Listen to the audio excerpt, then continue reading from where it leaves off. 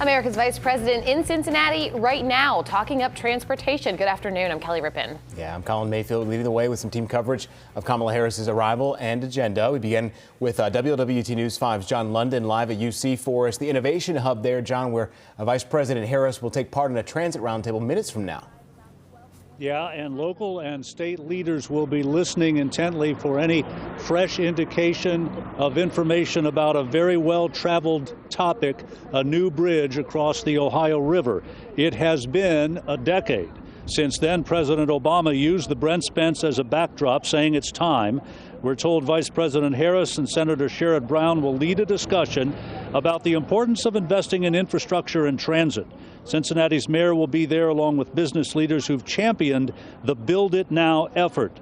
The Vice President and President Biden are in motion around the country for the next few days to market their $2 trillion American Jobs Plan, which is under fire from Republican conservatives who believe the price tag for all of the plans is just way too high. Here is what the Midwest Communications Director for the RNC told us a short time ago. You know, it's the American Scams Act. I mean, $6.1 trillion in spending, $2.1 trillion in tax hikes. You know, I don't care who you tell that this is not going to raise taxes on the average Ohioan, but it is.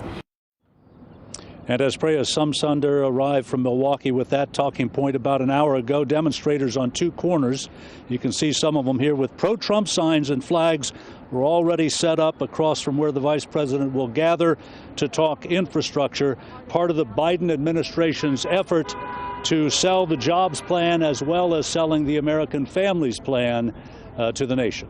Reporting live, John London, WLWT News 5. John, interesting to see coming out of this roundtable, what would be a win for local government and transportation leaders today? Well, Colin, a win would be a definitive statement about the Brent Spence Bridge and putting it as a top priority for the Biden administration.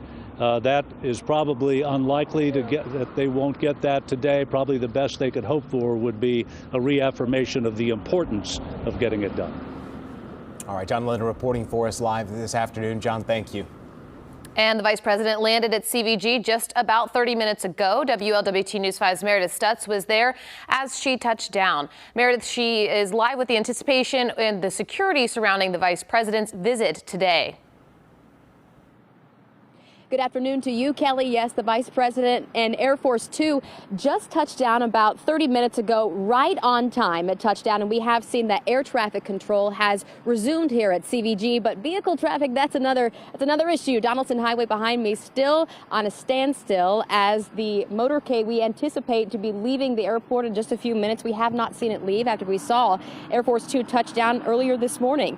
The Vice President, this is her first time to the greater Cincinnati area since becoming the nation's first female vice president. Now, security has been visible. We saw a man pull off on a clearly no parking side of the road, get out of his car and walk towards the inner fence. Now, airport police quickly showed up, questioned him, patted him down and put him in his cruiser and towed his car. So in terms of traffic and security, if you want to plan your Friday afternoon, the vice president is making her way to Cincinnati and UC, where you just saw John London live. Vice president is set to return to CVG and leave just before 4 o'clock this afternoon. We'll keep you live, and our coverage continues both on air and online. Reporting live at CVG, Meredith Stutz, WLWT News 5. Meredith, thank you. President